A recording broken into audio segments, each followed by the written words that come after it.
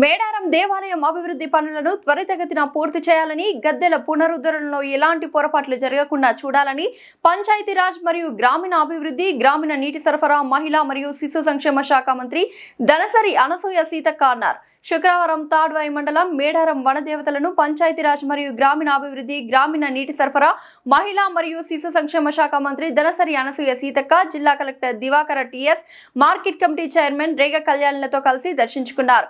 మేడారం దేవాలయం అభివృద్ధి పనులను త్వరితగతిన పూర్తి చేయాలని, గద్దెల పునరుద్ధరణలో ఎలాంటి పొరపాట్లు జరగకుండా చూడాలని, ఆలయ ఫ్లోరింగ్ పనులు త్వరితగతిన పూర్తి చేయాలని సంబంధిత గుత్తేదారులను ఆదేశించారు. శాండ్ స్టోన్ బొమ్మల లిపి చిత్రాలను, రాతి స్తంభాలను, ఐటీడీఏ జంపన్న వాగు రహదారి పనులను పరిశీలించి సరిపోయే విధంగా వాటర్ క్యూరింగ్ చేయాలని సూచించారు. చిలకలగుట్ట జంక్షన్ లో ఏర్పాటు చేస్తున్న సుందరీకరణ పనులను పరిశీలిస్తూ పర్యాటకులను ఆకర్షించే విధంగా గిరిజన సంస్కృతి సాంప్రదాయాలు ఉట్టిపడేలా సుందరీకరించాలని అన్నారు. ఈ కార్యక్రమంలో ఐటీడీఏ అధికారులు, పంచాయతీరాజ్ శాఖ అధికారులు, ఇతర అధికారులు పాల్గొన్నారు.